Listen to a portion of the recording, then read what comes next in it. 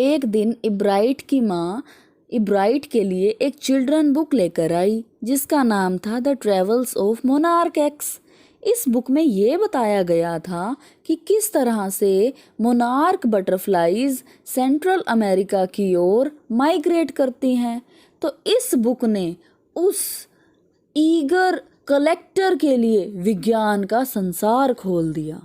इस बुक के एंड में रीडर्स को बटरफ्लाई माइग्रेशंस की स्टडी में हेल्प करने के लिए इनवाइट किया गया था। उन्हें यूनिवर्सिटी ऑफ टोरंटो कनाडा के डॉक्टर फ्रेडरिक ए यूर्कहार्ट की रिसर्च के लिए तितलियों पर लेबल लगाने के लिए कहा गया था। तो एब्राइट की माँ ने डॉक्टर यूर्कहार्ट को एक लेटर लिखा और एब्राइट जल्दी ही मोनार्क बटरफ्लाइज के पंखों पर चिपकने वाले हल्के लेबल लगाने लग गया। जिस किसी को भी टैग लगी हुई तितली मिलती उसे कहा जाता था कि वो उसे डॉक्टर यूर्कहार्ट के पास पहुंचा दे। रीडिंग के आसपास तितलियां इकट्ठी करने का सही समय गर्मियों के अंत में यानी लास्ट के 6 वीक्स का होता था। अगर आप एक एक तितली के पीछे भागें तो आप बहुत ज़्यादा तितलियां इकट्ठी नहीं कर पाएंगे। इसलिए एब्राइट ने अगला कदम उठाया कि तितलियों का एक झुंड तैयार किया जाए। वह एक फीमेल मोनार्क को पकड़ता, उसके अंडे लेता और उसके पूरे लाइफ साइकिल के दौरान उसे बेसमेंट में बड़ा करता। अंडे से कैटरपिलर, कैटरपिलर से प्यूपा, प्यूपा से अडल्ट बटरफ्लाई। फिर वो तितलियों के पंखों पर लेबल लगा देता और उसे जाने देता। एब्राइट ने अपनी बेसमेंट में ये काम काफ़ी सालों तक किया। धीरे धीरे उसका टैग लगाने में इंटरेस्ट ख़त्म होना शुरू हो गया। वो इससे उबने लग गया और थकने लग गया क्योंकि उसे फीडबैक नहीं मिल रहा था।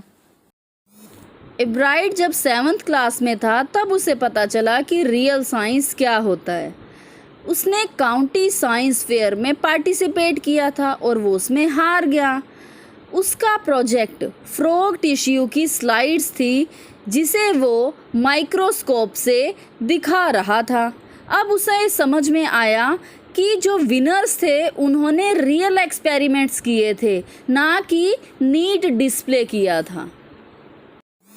रिचर्ड इब्राइट ने अपनी कॉम्पिटिटिव स्पिरिट को कंटिन्यू रखा और उसे ये बात पता थी कि नेक्स्ट फेयर के लिए उसने कोई रियल एक्सपेरिमेंट ही लेना है।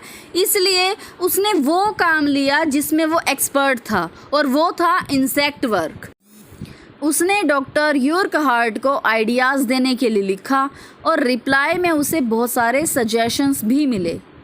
उसने अपनी 8th क्लास के प्रोजेक्ट में वायरल डिसीज़ से मरने वाले मोनार्क कैटरपिलर्स के ऊपर रिसर्च किया था।